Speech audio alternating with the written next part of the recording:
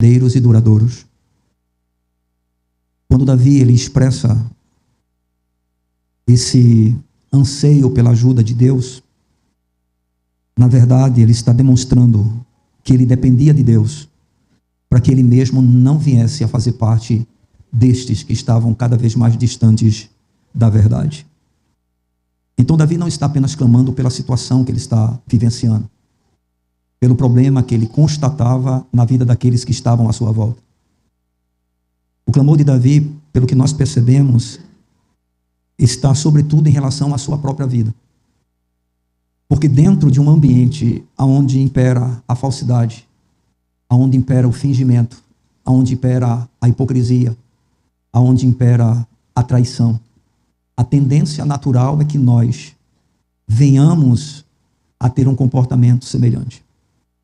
Ou seja, manter a fidelidade dentro de um tempo difícil é sempre uma tarefa trabalhosa para aqueles que temem ao Senhor e que desejam realmente agradá-lo, e que desejam fazer a sua vontade, que desejam andar nos seus caminhos. A gente sabe perfeitamente que nos nossos relacionamentos, quando algumas coisas acontecem, o nosso coração ele é tendencioso a ser tomado por uma indignação, por uma revolta, porque afinal de contas lidar com pessoas falsas, com pessoas fingidas, com pessoas que não são verdadeiras, com pessoas que não são sinceras, é uma verdadeira arte. E a gente consegue lidar até bem enquanto nós não somos vítimas de tudo isso, enquanto nós não experimentamos na pele os efeitos destas falsidades, destes fingimentos que se tornou muito comum nas nossas relações. Eu não tenho a menor dúvida, é extremamente difícil hoje você encontrar relacionamentos reais.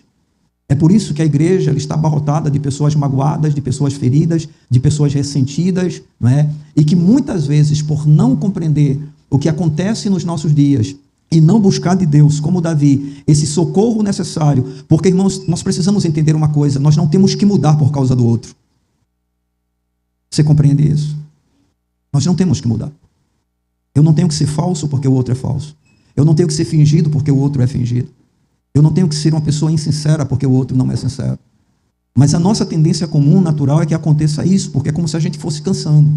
A gente começa a achar que não vale a pena, não é, viver o padrão que o Senhor deseja para nós, aquilo que Ele quer da nossa vida.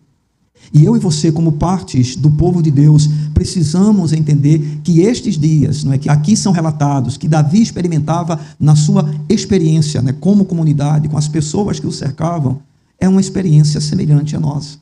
E que a gente precisa realmente ter essa palavra da parte de Davi como sendo uma inspiração para nós, ou seja, essa disposição, essa iniciativa, essa atitude de ir até o Senhor e dizer: Senhor, socorro, socorro, socorro.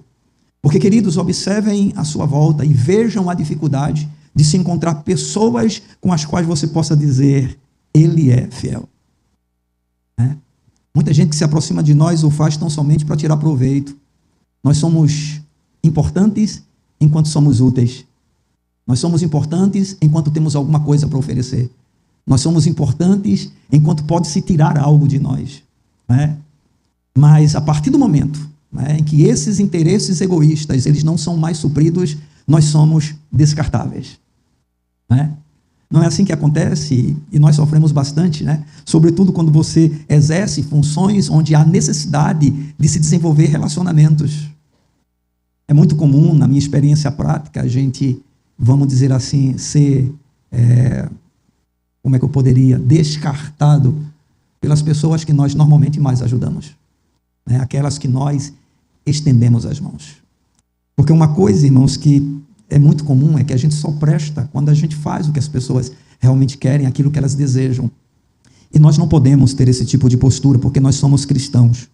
E como tais, não importa o que os outros façam, nós devemos continuar sendo os mesmos. Amém? Por mais que a dor seja grande, por mais que a dor ela possa incomodar, mas nós temos uma vida diferente. Amém? Cada um dá o que tem.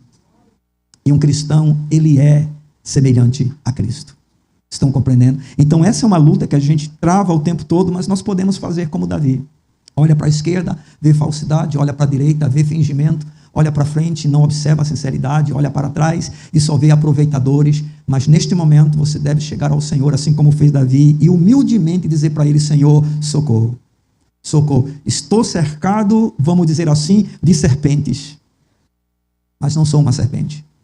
Estou cercado de bodes, mas eu sou uma ovelha. Né?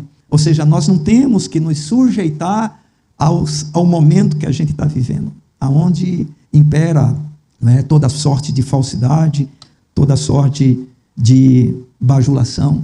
Desconfie sempre de um bajulador, porque todo bajulador ele é perigoso. Amém? Desconfie sempre de um bajulador. E lute no seu coração para você não ser um deles. Estão entendendo, irmãos? Se tem uma coisa que o Senhor realmente não suporta, é a hipocrisia. A gente observa a paciência de Jesus em sua época com todo tipo de pecado. No entanto, quando se tratava da hipocrisia, Jesus era extremamente duro e muito direto, né? Porque a hipocrisia é terrível. E a gente tem que lutar o tempo todo contra isso, irmãos, conforme a gente já tem aprendido, para não viver uma religião de aparência. Ou o evangelho tem efeito na nossa vida, irmãos, ou abramos mão da nossa fé. Se o evangelho não é real, não faz sentido crer nele. E se ele é verdadeiro, por que ele não tem efeito em nós?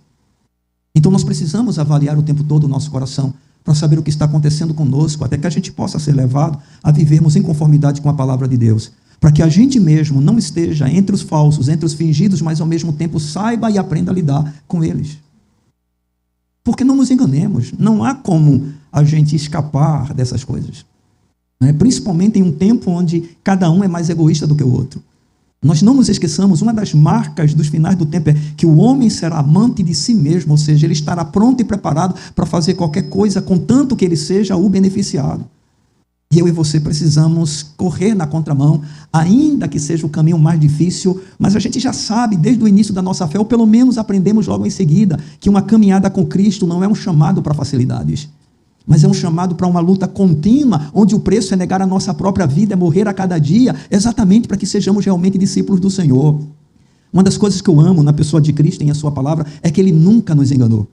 Ele não engana ninguém. Ele não diz para nenhum de nós, venha e tudo será fácil, venha e tudo vai dar certo, venha e tudo vai ocorrer da melhor maneira possível, venha e vocês estarão sempre triunfando em todas as circunstâncias. Não, irmão, muitas vezes nós vamos tropeçar em algumas delas, nós vamos padecer em algumas delas, mas a partir do momento que a gente entende a mensagem do Evangelho, não importa o que ocorra, nós sabemos que o Senhor estará conosco e que tudo, independente do que seja, coopera para o nosso bem. Então, mesmo a dor, né, da falsidade, a dor que a gente sente quando descobre o fingimento, a dor da traição, a dor que esses sentimentos produzem em nós, irmãos, ela pode perfeitamente ser vencida de maneira correta pelo poder de Deus operando na nossa vida. Nós não temos que ser iguais ao mundo. Amém, irmãos? O mundo paga o mal com o mal. O salvo paga o mal com o bem. Não é isso? O mundo quer vingança. O salvo, ele ama. E quem ama não se vinga, porque sabe que a justiça dele vem do Senhor. A nossa justiça é imperfeita, a de Deus não, ela é perfeita. E como vale a pena colocar nas mãos dele cada situação que a gente vive, na certeza que Deus agirá. Amém? Deus sempre agirá no tempo dele, queridos, porque ele é fiel. Bendito seja o seu nome.